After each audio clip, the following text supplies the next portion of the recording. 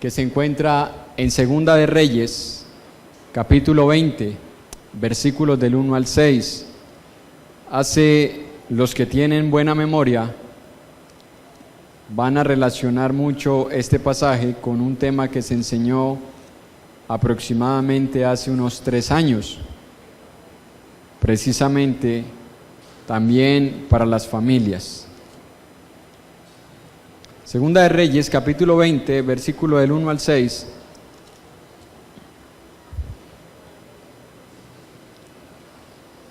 Dice la palabra de Dios: en aquellos días cayó enfermo de muerte el rey Ezequías, ¿no? Y vino a él el profeta Isaías, hijo de Amós, y le dijo: Jehová te dice así: ordena tu casa, porque morirás y no vivirás. Entonces él volvió su rostro a la pared y oró a Jehová y dijo: te ruego, oh Jehová, te ruego que hagas memoria de que he andado delante de ti en verdad y con íntegro corazón, y que he hecho las cosas que te agradan. Y lloró Ezequías con gran lloro.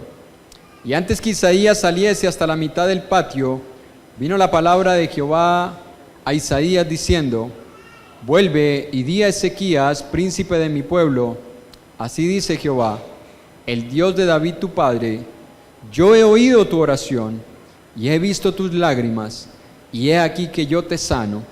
Al tercer día subirás a la casa de Jehová, y añadiré a tus días 15 años, y te libraré a ti y a esta ciudad de mano del rey de Asiria, y ampararé esta ciudad por amor a mí mismo y por amor a David, mi siervo. Vamos a orar. Glorioso y eterno Señor, una vez más nos acercamos, como lo leíamos en tu palabra ahora, con plena certidumbre de fe de que nos vas a hablar.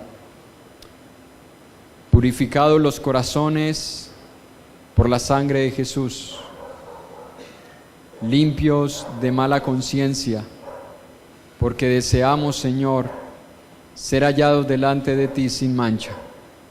Por lo cual pedimos que si hay algún pecado en el que hemos caído y no nos hemos arrepentido, no solamente lo confesamos hoy pidiendo tu perdón, sino que rogamos tu ayuda para no seguir cayendo en él.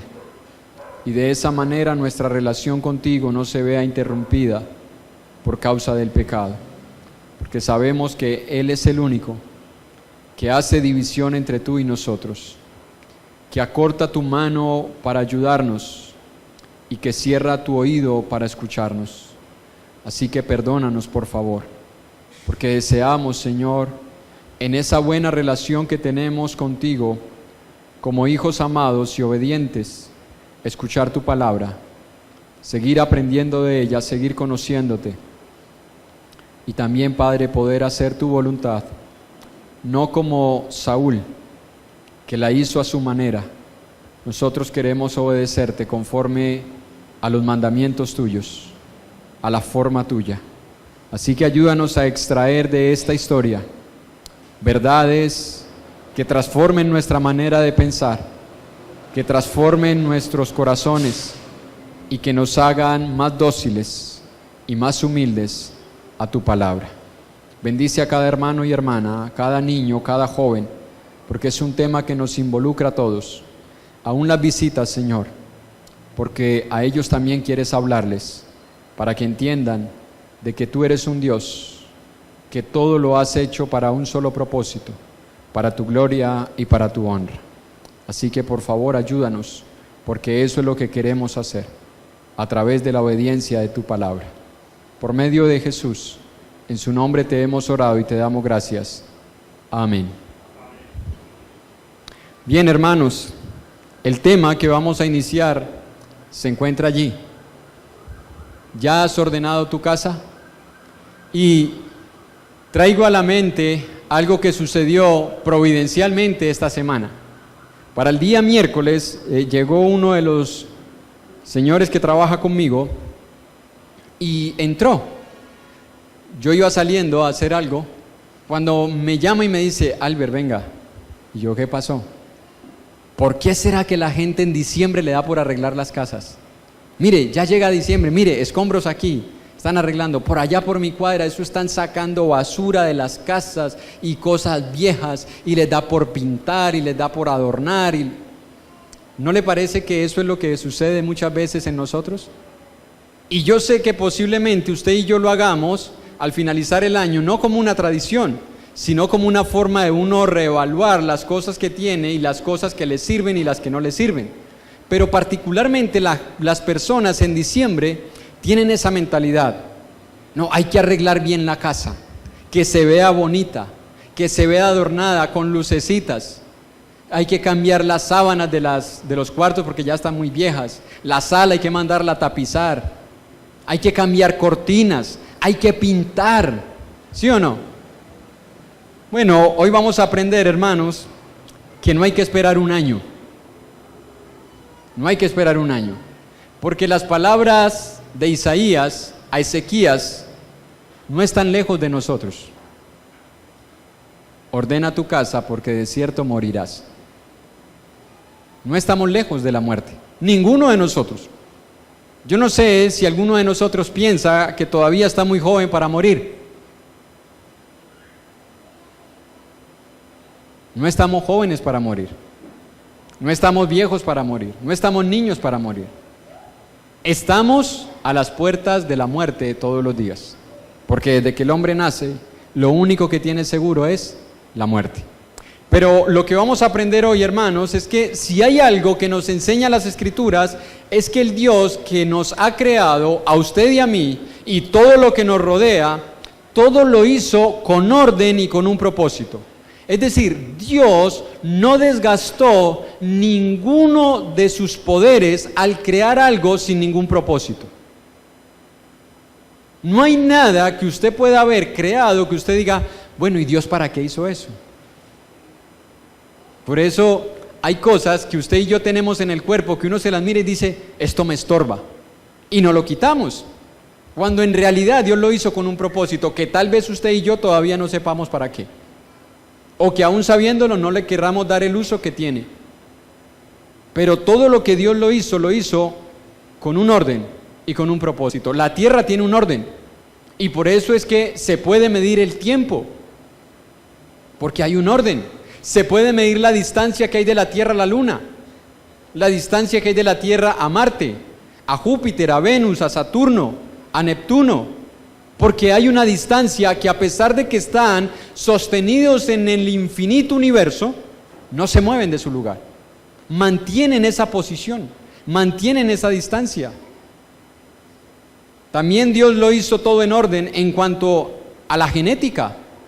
Por eso es que los médicos hoy estudian el ADN, porque hay patrones que se mantienen y que se sostienen y que son invariables. Hay un orden. Y cuando usted ve la historia de la creación, y yo le preguntaba esto ayer a los niños, bueno, a los de mi casa, ¿no? Les decía, ustedes creen, y les reparto la pregunta a todos ustedes, ¿ustedes creen que Dios pudo haber hecho la tierra en un abrir y cerrar de ojos con todo? ¿Absolutamente todo? ¿Sí o no? Que Dios hubiese dicho, hágase la tierra con seres humanos, con animales, con tierra, con hierba, con agua, con luz, con sol, con los parásitos, con todo lo que existe, ¿en un abrir y cerrar de ojos o no? ¿O le quedaba muy grande a Dios hacer todo eso? Lo hubiera podido hacer. ¿Pero qué hizo Dios? El día 1 hizo unas cosas. El día 2, otras. El día 3, otras. El día 4, el día 5, el día 6. ¿Cuándo descansó? Cuando lo terminó todo. Dios puso un orden en todas las cosas.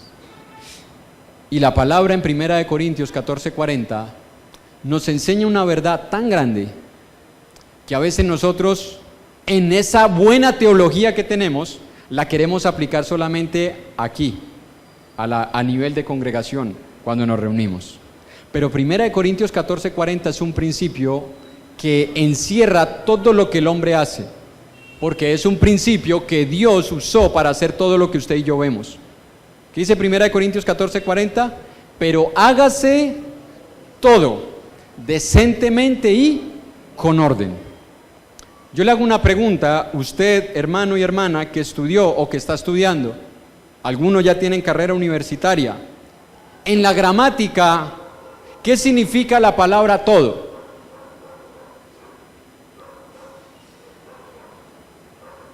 De pronto, alguien que esté estudiando pueda decir, hermano, todo a excepción de. Pero ¿qué significa la palabra todo en la gramática? Todo. Eso incluye lo que tú y yo hacemos como familia, ¿o no? ¿O no lo incluye? O ahí sí sale nuestra teología y dice, no, en cuanto a la familia, no. Ahí hay cosas que cada uno puede hacer de cualquier manera. Hágase todo decentemente y con orden. Y Dios nos manda, hermanos, a ordenar nuestros hogares. En el versículo 1 de Segunda de Reyes, el pasaje que estamos viendo, dice la Escritura que vino la palabra de Dios directamente a Isaías. Isaías se la transmitió a Ezequías, pero Ezequías apeló. ¿A qué apeló Ezequías? Mire, en el versículo 3, no solamente fue el lloro, no solamente fue la humillación, porque volver el rostro a la pared es señal de humillación. Es como cuando usted no quiere mirar a alguien por la vergüenza tan grande que tiene, que usted agacha su mirada. No es porque usted no lo quiera ver a los ojos, no es por soberbia, no es por rebeldía. Es cuando usted hace algo contra alguien y usted le da vergüenza hasta mirarlo a los ojos. Bueno, Ezequías de cierta forma está manifestando eso al voltear su rostro a la pared. Pero en el versículo 3, mire a lo que él apela. Te ruego, oh Jehová, te ruego que hagas, y esto es un tecnicismo, no es que a Dios se le había olvidado, ¿oyeron? A Dios no se le olvida nada. Te ruego que hagas memoria de que he andado delante de ti en verdad y con íntegro corazón, y que he hecho las cosas que te agradan. Y lloró Ezequías con gran lloro. Hermano y hermana, aquí nosotros tenemos a un hombre que en medio de la maldad, en medio de la depravación del ser humano, en medio de la apostasía del pueblo de Dios, porque el pueblo había apostatado. Recuerde que para esta época el reino está dividido en dos, Judea y Samaria. Ya está dividido el pueblo. Y hay una parte del pueblo de Israel que se ha ido a la apostasía. Pero esta parte del pueblo de Israel que se quedó en Judá no está exenta. Ellos también han caído en apostasía, ellos también han caído en guerra, ellos también han caído en violencia, ellos también estuvieron sacrificando a los dioses paganos en los lugares altos. Mire, y ellos se volvieron místicos, porque ellos conservaban, y ahorita lo vamos a ver, aún esa esfinge que Dios le mandó a construir a Moisés, que en una época el hermano Alberto lo utilizaba, cuando Dios mandó las serpientes para que mordieran al pueblo. Dios las mandó. No fue que ellos cayeron en una tierra de serpientes. Dios envió las serpientes para que mordieran a los israelitas y murieran. Y Dios le dijo a Moisés, para que cese la mortandad, hazte una serpiente de bronce y levántala en un lugar alto, y el que mire la serpiente quedará sano. No dice que iba a evitar la mordida. La serpiente los iba a morder, pero iba a quedar sano. ¿Qué hicieron los judíos? Guardaron esa serpiente, la trasladaron todo este tiempo y estaban adorándola. Estaban sacrificándole a la serpiente. En medio de toda esa maldad y desviación del pueblo de Israel, Ezequías le dice a Dios, acuérdate que yo he andado en verdad y con íntegro corazón, y que he hecho las cosas que a ti te agradan. ¿Cómo sabemos esto? En Segunda de Reyes, ahí mismo en el capítulo 18, versículo del 1 al 8, y ya vamos a ver por qué toda esta introducción. Dice, en el tercer año de Oseas, hijo de Ela, rey de Israel, comenzó a reinar Ezequías, hijo de Acaz, rey de Judá. Cuando comenzó a reinar era de 25 años, y reinó en Jerusalén 29 años. El nombre de su madre fue Abí, hija de Zacarías, hizo lo recto ante los ojos de Jehová, conforme a todas las cosas que había hecho David su padre. Él quitó los lugares altos y quebró las imágenes y cortó los símbolos de acera e hizo pedazos la serpiente de bronce que había hecho Moisés, porque hasta entonces le quemaban incienso los hijos de Israel, y la llamó Neustán.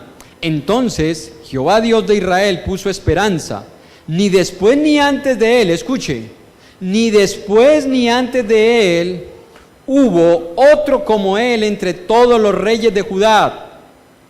Escuche, está hablando del reino dividido, ¿oyeron? No cuando estaba unificado, porque cuando estaba unificado, después de David, ninguno, pero el reino dividido.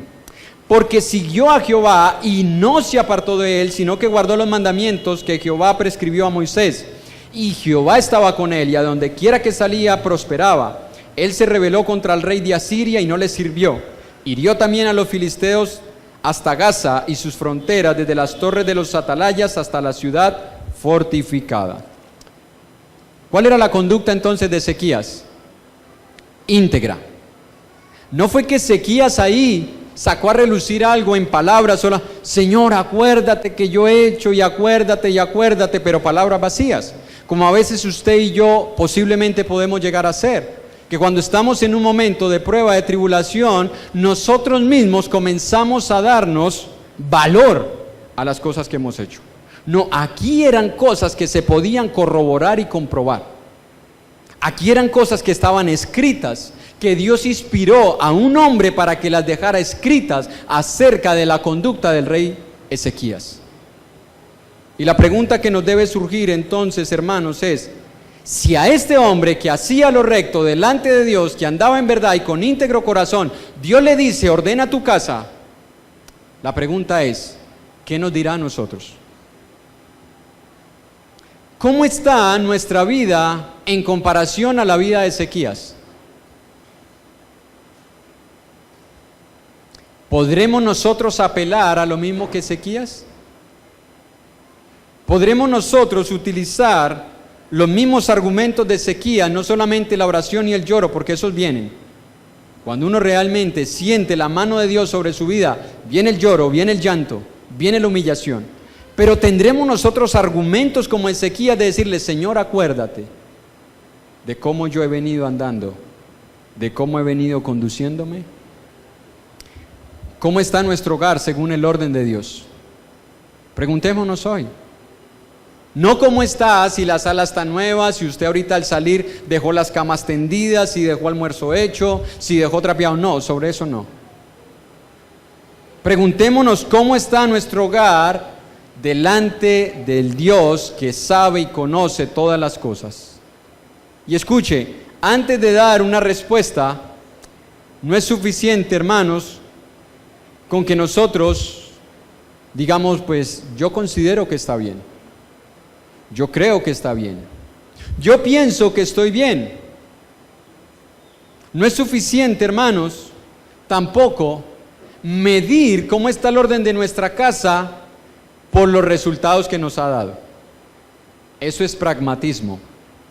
¿Qué es pragmatismo? Lo que resulta, hagámoslo. Entonces hay hogares donde los padres dicen, es que yo para que mis hijos sean obedientes, yo no les niego nada. O sea, cuando son desobedientes, en vez de venir el castigo, ¿qué viene? Un estímulo, un premio. Y aunque la Biblia nos enseña a ser estimulados a la obediencia, hay momentos en los que los hijos merecen ser corregidos y ser disciplinados. Pero hay padres que dicen, pues no, hermano, porque yo lo he castigado y no me funciona. En cambio, yo le doy lo que él me pide y él me hace caso. Eso es pragmatismo. El esposo que dice, no, yo con mi esposa para no tener problemas hago todo lo que ella diga, es pragmatismo. Porque tu esposa y mi esposa también son mujeres pecadoras, influenciadas por el pecado, que también pueden estar siendo utilizadas, como fue Pedro, por Satanás. Pero el pragmatismo de nosotros nos lleva a hacer las cosas que dan resultado. No, según el orden de Dios, según los principios de Dios, según lo que Dios nos ha enseñado, y si Dios permite vamos a estar recordando durante algunos meses. Meditemos cómo está mi hogar delante de Dios. Si usted y yo conocemos la voluntad de Dios en cada uno de los aspectos que involucran nuestro hogar, es decir, ¿cuál es el mandamiento de Dios para el esposo? ¿Cuál es el mandamiento de Dios para la esposa? ¿Cuáles son las responsabilidades de los hijos? ¿Cuáles son nuestras responsabilidades como padres? ¿Cuáles son nuestras responsabilidades como hermanos en casa? Si nosotros conocemos los principios de Dios, hermanos, deberíamos de tener una respuesta, no a la luz de nuestros conceptos, sino a la luz de la palabra de Dios y preguntarnos, ¿realmente mi hogar está en orden? ¿O hay cosas en las que necesitamos corregir? ¿Qué hacer, hermanos? Si nosotros reconocemos hoy que hay cosas que posiblemente o evidentemente no están en orden, ¿qué hacer para corregirlas? Hermanos, lo que usted y yo estamos haciendo hoy y que hemos venido haciendo durante muchos años y que hasta que venga Jesús seguiremos haciendo, que es ser edificados a través de su palabra. No hay otra manera. A veces nosotros le damos de una forma indirecta y sin intención menos valor a la palabra de lo que ella tiene. Y el Salmo 38 dice, Dios ha exaltado su palabra hasta lo sumo. La palabra sumo es la misma que se encuentra de que Jesús fue exaltado hasta lo sumo. Y es la misma palabra que se utiliza, que Dios está por encima de todo. ¿A qué nivel está la palabra? Al nivel de Dios. La palabra, hermano, no ocupa un lugar secundario en la vida del cristiano. La palabra ocupa un lugar prioritario en la vida de un cristiano. La única forma en la que usted y yo podemos conducirnos de la forma en la que a Dios le agrada es siendo edificados a través de la palabra. No hay otra. Ya las revelaciones de Dios a través de sueños, a través de profecías se acabaron. Si usted es un miembro de la iglesia que dice, Dios me habló anoche, tiene que ser porque usted leyó la palabra y Dios le habló.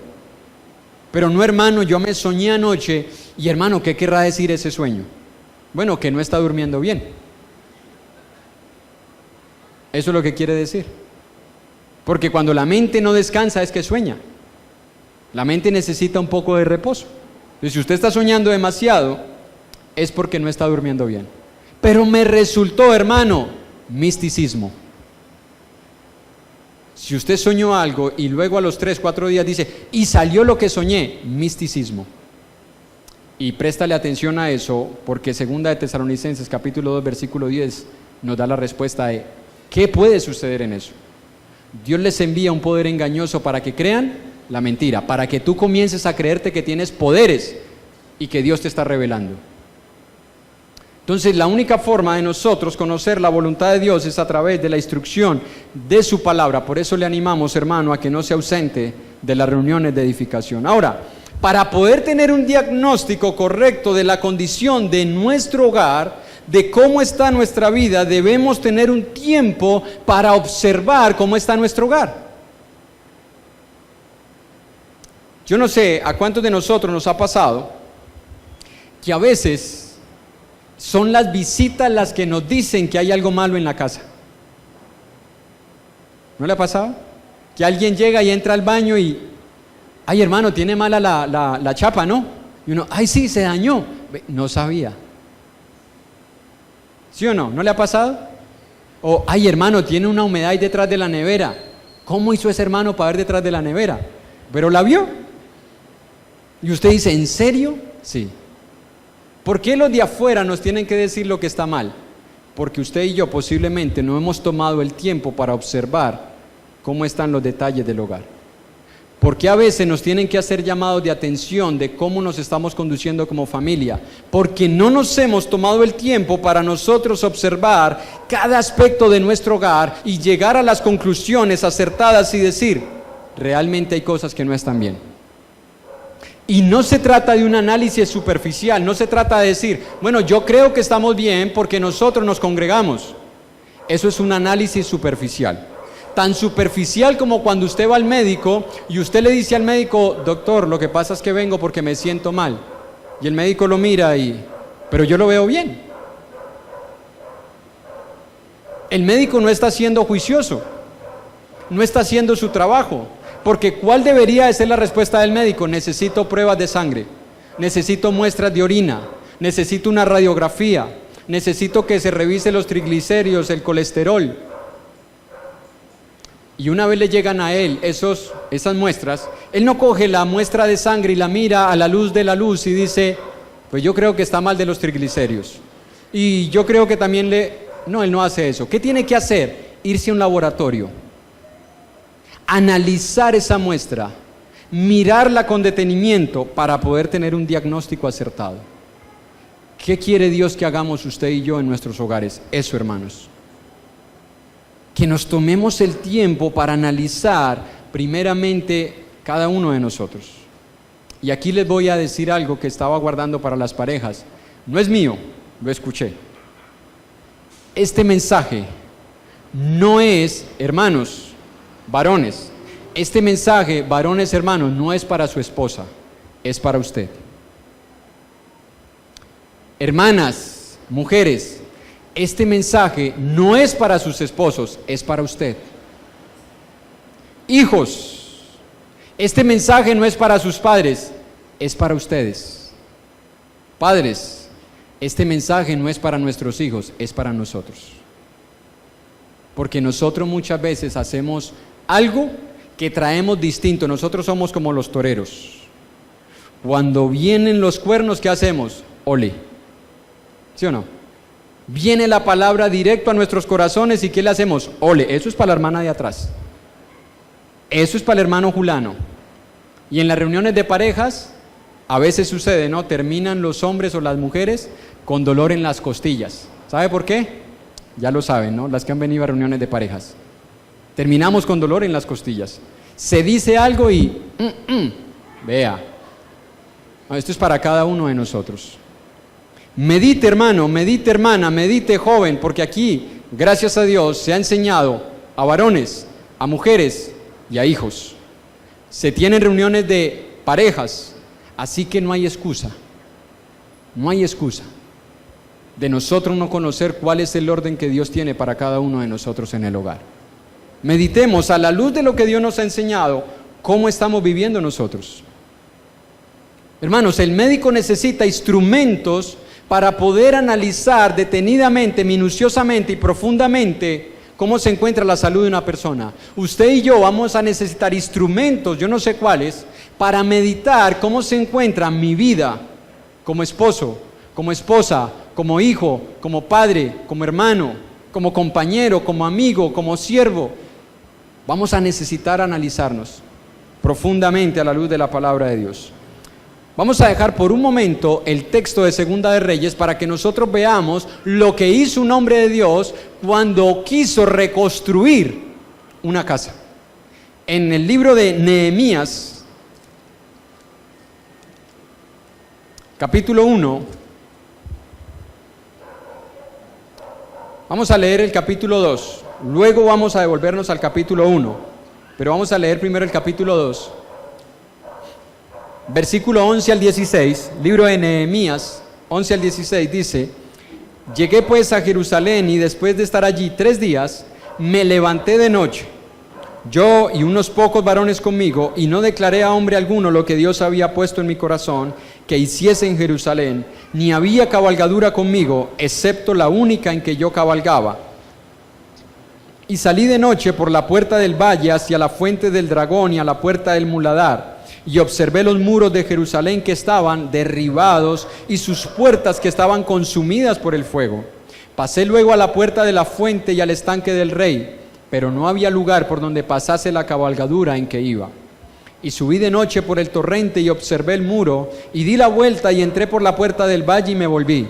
Y no sabían los oficiales a donde yo había ido, ni qué había hecho, ni hasta entonces lo había declarado yo a los judíos y sacerdotes, ni a los nobles y oficiales, ni a los demás que hacían la obra. La sola vuelta de Nehemías, leyéndola uno se cansa, ¿no? Solo dando la vuelta con él. Pero miren lo que hizo Nehemías. Nehemías llega a Jerusalén, está 3 días, y después de 3 días, no en el día, sino en la noche. ¿Por qué en la noche?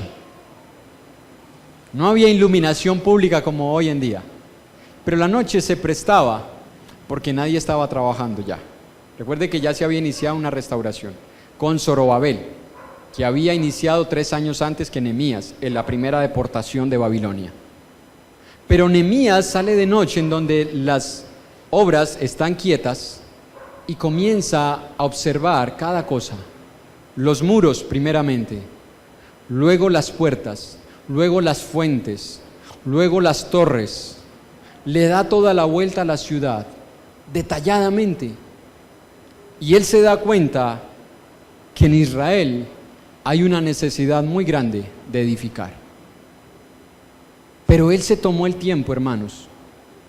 Él no fue superficial. Él no simplemente dijo, bueno, mi esposa me es fiel, yo le soy fiel, mis hijos van a la iglesia, mis hijos no se han metido en pecados, mis hijos no son fornicarios, no son adúlteros, estamos bien. No pasa nada aquí, sigamos congregándonos. No, Nehemías fue un hombre que comenzó a detallar minuciosamente cada aspecto de la casa de Dios que era Jerusalén. ¿Qué pide Dios, hermanos, que nosotros hagamos hoy tratando de meditar e imitar a Nehemías? Hagámonos una pregunta hoy. Si usted la ha hecho, qué bueno, hermanos. Pero ¿cuántos de nosotros nos hemos dado a la tarea de meditar cómo está nuestro hogar? De meditar cómo estoy actuando yo como esposo. Hermana, ¿cuántas veces usted se ha dado la tarea de sentarse a la luz de la palabra, no comparándose con las incrédulas? Porque usted se compara con una incrédula, usted es la mejor mujer del mundo. Comparándose con el modelo único para todo ser humano, hombre, niño, mujer, anciano, que es Jesús. Compárese con él y pregúntese, ¿cómo está usted? Hijo, ¿cuántas veces te has dado a la tarea de meditar cómo está tu comportamiento según el orden de Dios como hijo?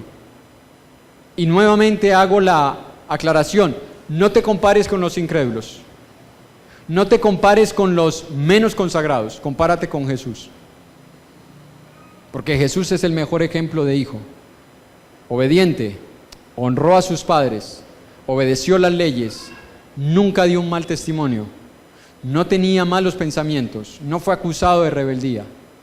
Sobre ese modelo, ¿cómo están ustedes, hijos?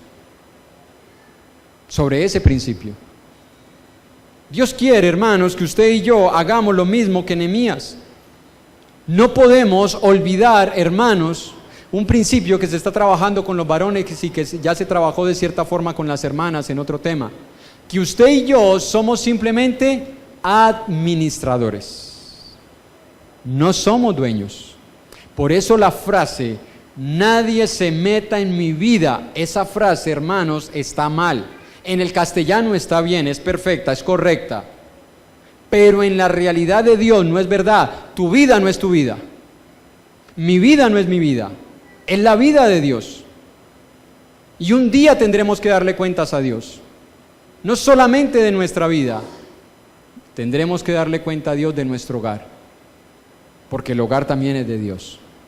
Tendremos que darle cuenta de qué hemos estado haciendo, cómo hemos estado administrando la relación de esposos, de esposas, de hijos, cómo hemos estado administrando el tiempo, cómo hemos estado administrando el dinero, cómo hemos estado administrando la autoridad que Dios le ha dado a los padres. De todo eso Dios nos va a pedir cuentas. Absolutamente de todo, porque somos simplemente administradores. Y escuche, cuando Nehemías escucha el informe del pueblo, si usted se devuelve al capítulo 1, les dije que íbamos a devolvernos, dice, versículo 1, palabra de Nehemías, hijo de Acalías. Nehemías fue el que relató esta historia, ¿no? Aconteció en el mes de Quisleu, en el año 20, estando yo en Susa, capital del reino, que vino Hanani, uno de mis hermanos, con algunos varones de Judá, y les pregunté por los judíos que habían escapado, que habían quedado en la cautividad y por Jerusalén, y me dijeron, el remanente, los que quedaron de la cautividad, allí en la provincia están en gran mal y afrenta, y el muro de Jerusalén derribado y sus puertas quemadas a fuego. Cuando oí estas palabras, me senté y lloré, e hice duelo por algunos días, y ayuné y oré delante del Dios de los cielos. Cuando Nehemías escucha, él estando en la capital del rey, en la capital del reino, en la casa del rey de Asiria, tranquilamente, plácidamente, cómodamente, sabe que vienen unos hermanos de Jerusalén. Y él no fue de los que dijo, bueno, quién sabe cómo estén allá, ¿no? No, él preguntó. Él quiso saber cómo estaba la obra de la casa de Dios. Primer punto. Tú y yo somos de los que nos sentamos con la esposa, con el esposo, con los hijos a preguntarles, ¿cómo estás viendo que estoy actuando yo? ¿Lo hacemos constantemente? ¿Le preguntamos a nuestros hijos, hijos, qué están viendo en mí como padre? Hijos, ustedes le preguntan a sus padres, papá, mamá, ¿qué están viendo en mí como hijo? ¿Tenemos ese sentir que tenía Nehemías? De querer preguntar, de querer indagar, de querer saber, de querer cerciorarse de cómo estaban las cosas. ¿Lo hacemos nosotros en casa? Pero no solamente él pregunta, él se informa de la situación y no se queda allí.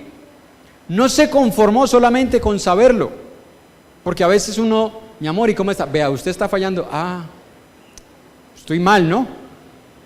Y ya, y no hacemos nada, y no tomamos decisiones, y no nos arrepentimos, y no reflexionamos. Solamente nos quedamos en la contemplación de las circunstancias. Nehemías no.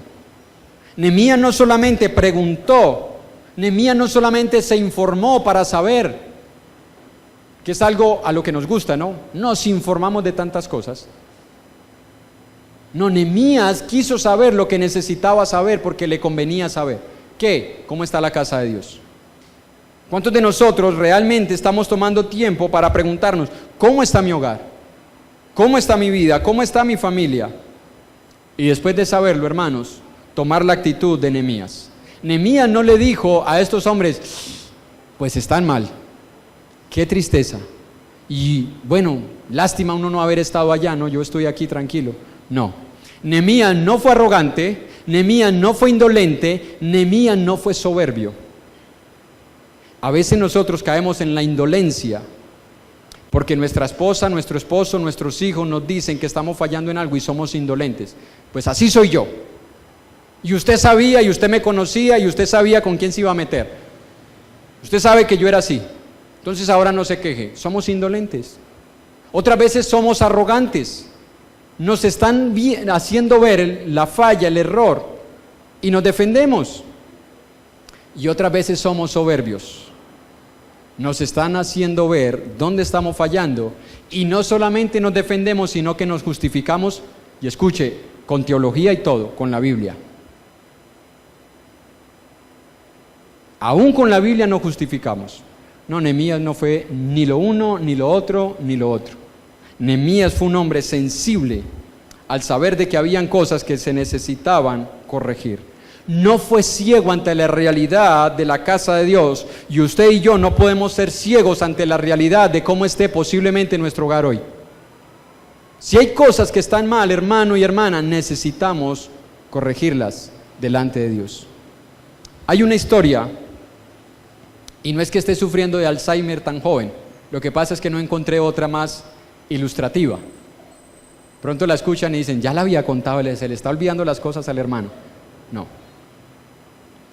Cuentan en una ocasión que habían dos hombres y estaban sentados en una banca, y uno de ellos, al mirar a una mujer que pasaba con dos niños, le dijo al otro, esa mujer que va allá me da tanta lástima, siento tanta pena por ella, tiene un matrimonio tan triste, es tan infeliz, me duele ver la situación de esa mujer. El que estaba al lado, curioso, le preguntó, ¿y usted cómo sabe? ¿Conoce a la señora? Le dice, no, es que yo soy el esposo. Entonces, no es que esa mujer tiene un matrimonio triste, es que ustedes tienen un matrimonio triste. Y a veces nosotros vemos los problemas del hogar así. No es que mi esposa vive tan infeliz, no es que mis hijos no viven satisfechos, no es que mi esposo vive amargado, no es que ellos no disfrutan el hogar. No lo disfrutamos porque el hogar es de todos. El hogar es de todos. No debemos eximirnos de la responsabilidad que tenemos de cómo se esté viviendo en casa. Cada uno de nosotros somos responsables de cómo está el orden de Dios en nuestro hogar. Cada uno de nosotros. Y necesitamos, hermanos, aplicar los principios de Dios para restaurar las cosas que nosotros estemos viendo que posiblemente estén desordenadas en el hogar. En el libro de Esdras, recuerde que Esdras, Nehemías, Esther son libros contemporáneos. ¿Ya? En el libro de Esdras, capítulo 1,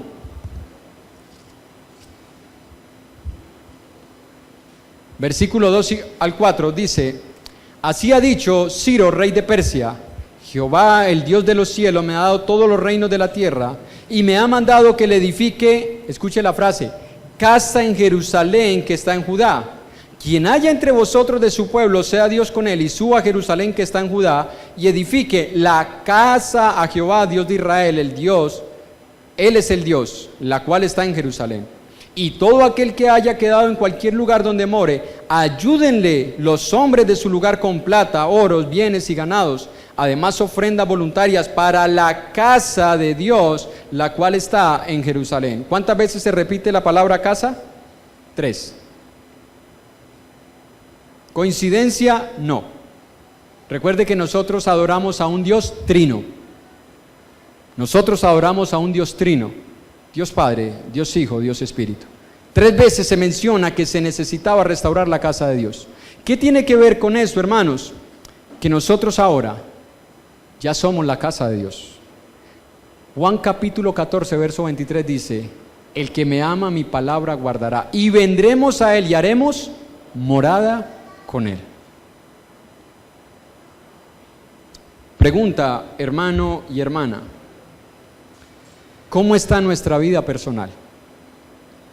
Hagamos a un lado por un momento la vida en familia, porque si analizamos la vida en familia, posiblemente nosotros tengamos como eludir la responsabilidad y decir: no, los problemas en mi casa son por mi esposa, los problemas en mi casa son por mi esposo, los problemas en casa son por mis hijos. Y los hijos, al igual que Adán y Eva, contestamos como ellos: no, los problemas en casa son por mis padres. Pero meditémoslo en lo personal. ¿Cómo está cada uno de nosotros en lo personal delante de Dios? La primera reacción de Nehemías cuando escuchó lo que se le había informado acerca de la situación en la que estaba el pueblo de Israel en Jerusalén, es que él no trató de entender las circunstancias a través de los conceptos que él ya tenía. Él no trató de entender las circunstancias a través de los conceptos que él ya tenía. ¿Por qué? Porque aunque puede que muchos de nuestros conceptos acerca de cómo debe funcionar un hogar, una familia, son buenos, debemos analizar las cosas de acuerdo a la perspectiva de Dios. Y eso se logra, hermanos, haciendo lo mismo que hizo Nehemías. ¿Qué hizo Nehemías? En el capítulo 1, del versículo 2, del versículo 1 al 4 que leímos ahora, oró. Primer parte, hermanos, orar.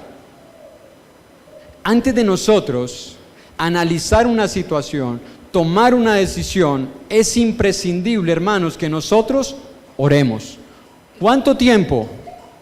No la oración que muchas veces nosotros tenemos, esa oración de marcar tarjeta. ¿Saben cuál es? Uy, me va a coger la tarde y no he orado. Señor, ayúdame, guárdame en este día, porque es que yo tengo que hacer todo. Amén. Esa es la oración de marcar tarjeta. Es la oración que se necesita apartar un tiempo. Es la oración en la que se necesita, hermanos, a veces aislarnos. Es la oración en la que a veces necesitamos decirle a la familia: familia, hoy vamos a orar por esto y por esto. Eso hizo Nehemías. Comenzó un tiempo de oración. ¿Cuánto tiempo? Si usted recuerda, en el versículo 1, dice que a él le llegaron las noticias en el mes de Quisleu o Quisleu. ¿Cuál es ese mes? Providencialmente, hermanos, porque yo no pensaba iniciar con este tema para ahora, lo tenía pensado para el próximo año, pero providencialmente el mes de Quisleu es entre noviembre y diciembre para los judíos. Él comienza a hacer el análisis de la situación de Israel y a querer la restauración en el mes de Nisán. ¿Saben cuál es el mes de Nisán? No es el carro Nisán, no. Es para el mes de abril. Por eso los testigos de Jehová celebran la Pascua en el mes de Nisán, los 14 días del mes de Nisán. Si usted cuenta desde noviembre hasta abril, ¿cuánto tiempo va? Diciembre, enero, febrero, marzo, y contemos que cogió 15 días de noviembre y 15 días de abril, 5 meses. 5 meses orando antes de tomar una decisión. Escuche, hermanos, 5 meses orando antes de tomar una decisión. Y a veces nosotros oramos, y digo nosotros y me incluyo, porque después de decisiones que he tomado sin orar me he arrepentido. He llorado, lágrimas que solo Dios conoce. Pero a veces por tomar decisiones a la ligera, luego tenemos que derramar lágrimas y llorar y arrepentirnos y sufrir y nos duele. Pero este hombre hizo algo que usted y yo debemos aprender. Antes de tomar decisiones, tomar tiempo en oración. Él analizó la vida de su familia, la vida de la casa de Israel, el pueblo, pero primero oró. Pidió la dirección de Dios. Quiso el consejo de Dios. Mire, él no le preguntó a los oficiales, ¿y ahora qué hacemos? Él no le preguntó a los que ya estaban restaurando, bueno, ¿y cómo será que vamos a restaurar esto? No, él fue ante Dios y quiso escuchar a Dios y quiso que Dios le contestara. Pero como decía al principio, las revelaciones por sueños y por profetas se acabaron. Ahora la revelación está por la palabra. ¿Qué necesitamos usted y yo después de orar? Venir a la palabra. No hay otra, hermanos. No hay otra manera de escuchar a Dios. Por eso cada vez, hermano y hermana, que usted tiene un problema y usted ora, pero luego se levanta a seguir con su vida, usted no tomó el tiempo para escuchar la respuesta de Dios. Necesitamos la respuesta de Dios a la luz de la palabra, que Él nos diga, después de analizar, después de yo examinar cómo está mi casa y yo decir, en esto estoy fallando, en esto estoy fallando, en esto mi esposa, en esto mis hijos, esto creo que está mal, esto creo que está mal, esto hay que corregirlo. Luego tenemos que venir a Dios y preguntarle a través de su palabra, Señor, como el apóstol Pablo, ¿qué quieres que yo haga ahora? Y escuche, hermano y hermana, Dios en su infinita gracia nos permitirá en muchas circunstancias y en muchas ocasiones y durante muchos periodos de nuestra vida pasar por tiempos de aflicción. ¿Qué hizo Dios para que el pueblo de Israel valorara lo que significaba para ellos la casa de Dios en Jerusalén? Destruirla. Eso hizo Dios. Usted dirá, ¿Dios? No, hermano, no fue Dios, fueron los babilónicos. ¿Quién envió al rey de Babilonia? Después, ¿quién envió al rey de Siria? ¿No fue Dios? ¿No fue Dios el que llamó a Nabucodonosor, mi siervo? ¿Él hará lo que yo le mande? ¿No fue Dios el que llamó al rey de Siria, báculo y vara de mi ira? ¿Este me será instrumento? Dios tuvo que destruir la casa de Israel para que ellos ahora valoraran lo que significaba ser un pueblo santo para Dios.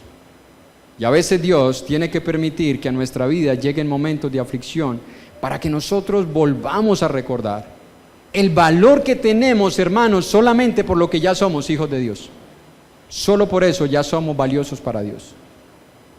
Posiblemente usted y yo jamás lleguemos a ser ministros de acuerdo al orden de Dios, como un evangelista, un anciano o un maestro, pero ya somos valiosos para Dios. Posiblemente en tu hogar, tus hijos no estén preparándose para un ministerio, no estén anhelando un servicio, pero no es de menospreciar el hogar. Ya es valioso para Dios con que seamos hijos que amamos a Dios, que honramos a Dios, que obedecemos a Dios. Dios a veces tiene que permitir que vengan a nuestra vida pruebas y tribulaciones para que nos volvamos a Él, para que le busquemos nuevamente de todo nuestro corazón y Él nos va a fortalecer en medio de esas circunstancias. Juan 16:33, que usted y yo lo conocemos de memoria, Hay un principio, hermanos, que aunque Jesús se lo dijo directamente a los discípulos, solo a ellos, porque desde el capítulo 13 hasta el capítulo 17, la audiencia que tiene Jesús son los 12, y ya en el capítulo 13 en adelante ya no está Judas, ya Judas se fue a hacer su negocio, está solamente con los 11, aunque solamente les dice a ellos esas palabras, es una ley universal. En el mundo tendréis, pregunta, ¿dónde estamos usted y yo? ¿Recuerdan la oración de Jesús? No te ruego que lo saques del mundo, sino que lo guardes del mal. Estamos en el mundo. Y Cristo nos prometió que en el mundo tendríamos aflicción. ¿Tiene aflicción un cristiano? ¿Tiene pruebas un cristiano? Ahora, ¿tiene aflicciones un hogar cristiano? ¿Tiene pruebas un hogar cristiano? Entonces, cuando usted le vaya a predicar nuevamente a una persona que esté en problemas, no le prometa que cuando se convierta al Señor todos sus problemas se acabarán, porque lo está engañando. No le prometa eso, porque ahí sí, como dijo Juan Antonio Monroy hace algunos años, nos convertimos en vendedores de nubes de polvo. Eso es lo que vendemos, nubes de polvo. Cuando le predicamos a las personas la teología que se volvió famosa hasta por televisión, pare de sufrir. ¿Recuerdan? No. El cristiano sigue teniendo aflicción, pero hay una diferencia entre el que no es cristiano y el cristiano que tiene aflicciones. ¿Cuál es? Que ahora nosotros tenemos una esperanza. Que a pesar de que los problemas se mantengan y continúen, en nosotros hay una esperanza. En el profeta Isaías, capítulo 43, versículo 2, por eso les dije que no íbamos a tocar hoy tantos principios prácticos, íbamos a ver más bien ideas generales a manera de introducción. En Isaías 43, versículo 2, si quiere leámoslo desde el versículo 1. Ahora así dice Jehová, creador tuyo, oh Jacob, y formador tuyo, oh Israel. No temas, porque yo te redimí, te puse nombre, mío eres tú. Cuando pases por las aguas, yo estaré contigo, y si por los ríos, no te anegarán.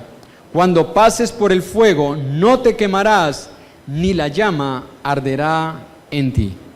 Escuche, hermanos, porque no sé hasta dónde nosotros hayamos comprendido bien este pasaje. El pasaje no está diciendo, no temas porque nada de esto te va a pasar.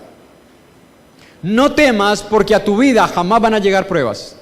No temas porque jamás te van a llegar aflicciones. No temas porque nunca vas a tener un conflicto. Eso no dice el pasaje, pero es la manera en la que a veces nosotros hemos entendido el pasaje. Y cuando hay una persona en prueba, hermano, no temas porque Dios estará contigo y Dios te lo va a solucionar todo. No, eso no promete el pasaje. El pasaje promete, cuando pases por las aguas, vas a tener que pasarlas. Cuando vengan los ríos sobre tu vida, van a venir. Cuando pases por el fuego, vas a pasar por el fuego. Cuando comience a arder y tú quieras escapar, Dios dice, no, vas a quedarte allí. ¿Pero por qué, Señor? Porque yo estaré contigo. Esa es la razón por la cual el cristiano puede soportar las aflicciones y las pruebas, en lo personal y como familia, porque yo estaré contigo, dice Dios. Puede que a simple vista ese pasaje no diga mucho, pero en la realidad ese pasaje simplemente nos está llevando a la teoría de lo que luego Dios hizo en la práctica. Y le coloco dos ejemplos, solo dos, uno en el Antiguo, uno en el Nuevo. Pedro, cuando Jesús calma la tempestad, Pedro se asombra y le dice a Jesús, Señor, si eres tú, manda que yo camine también como tú por las aguas. Es decir, la teología que a veces nosotros tenemos, Señor, si tú estás conmigo, demuéstrame que yo puedo pasar por encima de todos los problemas, que nunca va a llegar ninguno a mi vida. Bueno, Jesús quiso darle a probar un poquito de su poder a Pedro y le dijo, ven. Pedro comienza a caminar, pero después de caminar, ¿qué le pasó? Se hundió. Y nosotros decimos, porque quitó los ojos de Jesús. Es verdad, pero yo le traigo una pregunta. ¿podía Jesús hacer que el mar se convirtiera en una carretera pavimentada de tal manera que a pesar de que Pedro se descuidara y mirara para otro lugar, no se hundiera? ¿Podía o no podía? Sí podía. Entonces la razón no está en Pedro, la razón está en Dios. La razón por la cual Pedro se hundió no fue porque Pedro se descuidó. La razón por la que Pedro se hundió fue porque Cristo permitió que se hundiera. ¿Para qué? Para enseñarle que no es lo que yo hago, es lo que Cristo puede hacer por mí. Porque cuando Pedro se vio hundiéndose, ¿qué hizo? Señor, y es curioso, porque Pedro es un experto pescador, nadador. Segunda razón, no se podía ahogar porque tenía la cabeza por fuera, sino como habló. A veces nosotros nos vemos, como dice literalmente el cuento, con el agua hasta el cuello y sentimos que nos estamos ahogando. No nos estamos ahogando. No nos estamos ahogando. ¿Qué hay que hacer en esos momentos? Una oración tan simple y tan sencilla, pero con una profundidad tan grande que muchas veces nosotros ni siquiera la manifestamos. La oración de Pedro fue simple y sencilla, pero profunda, teológica y bien dirigida. Señor, sálvame. No más. No adornó las palabras. No adornó la oración. No demudó la voz.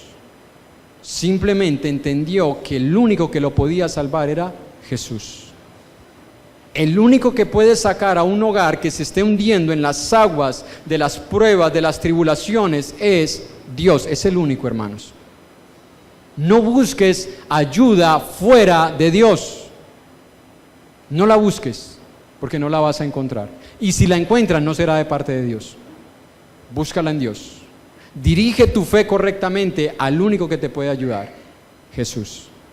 El otro ejemplo en el Antiguo Testamento, Daniel. Hay un edicto: el que no adore la imagen y se postre y diga tú eres el rey, va a ser echado al horno de fuego. Y Daniel tenía una teología muy correcta acerca de Dios y dijo: tú me vas a echar. Yo estoy seguro que el Dios de los cielos nos puede salvar para que tú no nos eches al horno. ¿Era verdad o no era verdad lo que pensaba Daniel? Era verdad. Pregunta: ¿fue echado o no fue echado? Sí fue echado al horno de fuego. Pero ¿qué pasó en ese horno? El rey se asombra. ¿Sí o no? Porque ¿a cuántos echó él? ¿Y cuántos estaban adentro? En medio del fuego de la prueba, hermano y hermana, está el Señor con nosotros. Cuando nosotros en nuestro hogar estamos pasando por pruebas, no olvidemos que Cristo está con nosotros. No lo olvides, hermano. No lo olvides, hermana. Porque es cuando nosotros olvidamos quién está con nosotros que los problemas se vuelven más grandes de lo que realmente son.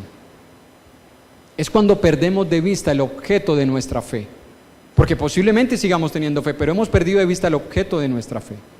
Y por eso es que hay un pasaje en Hebreos capítulo 4, verso 14. Vamos a terminar. Hebreos capítulo 4, versículo 14. Por tanto, teniendo un gran sumo sacerdote que traspasó los cielos, Jesús, el Hijo de Dios, retengamos nuestra profesión. Porque, y ese porque usted lo va a encontrar en el libro de los Hebreos muchas veces, porque no tenemos un sumo sacerdote que no pueda compadecerse de nuestras debilidades, sino uno que fue tentado en todo según nuestra semejanza, pero sin pecado. Acerquémonos pues confiadamente, ¿a dónde? Al trono de la gracia, para alcanzar misericordia y hallar gracia para lo oportuno. ¿Qué halló Pedro cuando se acercó a Jesús? Gracia para el oportuno socorro. ¿Qué necesitamos nosotros cuando en nuestro hogar hay pruebas, hay conflictos y posiblemente todo se ha desordenado? Acercarnos al trono de la gracia. Acerquémonos al trono de la gracia como familia y allí vamos a encontrar gracia para el oportuno socorro. A manera de conclusión, hermano y hermana, si realmente buscamos ordenar nuestra casa según Dios, hermano, Dios nos ayudará. Y aunque muchas veces será difícil aceptar que nos hemos equivocado, porque si algo nos cuesta es reconocer que nos hemos equivocado. Yo no sé si para usted sea fácil, a mí me cuesta. Créalo que a mí me cuesta. Y mi esposa sabe cuánto me cuesta. Y mis hijos saben cuánto me cuesta. Me cuesta mucho reconocer que me he equivocado. Pero al final lo tengo que aceptar. Y aunque nos duele, hay que aceptarlo. Y Dios nos va a ayudar, hermanos, si nosotros nos humillamos. Si nosotros realmente buscamos su ayuda y su sabia dirección. Hermano y hermana, no dejemos que Satanás nos engañe haciéndonos creer que la culpa y la razón por la cual nosotros estamos como estamos es de otros. No, la razón está acá. Y tenemos que comenzar a buscarla acá. Tampoco nos dejemos engañar por Satanás pensando que no hay nada que podamos hacer para solucionar los problemas. Y aclaro este principio. No piense que es usted la que va a solucionar las cosas. Eso sí, jamás. Quien piense así está equivocado y jamás podrá solucionar nada. Hay que dejar que sea Dios el que nos use para solucionar las cosas, pero no nosotros mismos. Y recordemos lo que Nehemías sabía acerca de Dios en Nehemías capítulo 1, 4 al 10. Nehemías tenía una teología de Dios tan correcta que es la que muchas veces nosotros olvidamos. Nehemías dice: porque tú eres un Dios grande, poderoso y temible, que guardas el pacto y que haces misericordia. ¿A quiénes? A los que te aman. Pregunta, familias, ¿amamos a Dios? Pocos. Bueno, ya entendemos la causa por qué los problemas se perpetúan, ¿no? ¿Amamos a Dios como familias? Dios dice: yo soy un Dios grande y temible que guardo el pacto a los que me aman y me buscan de todo corazón.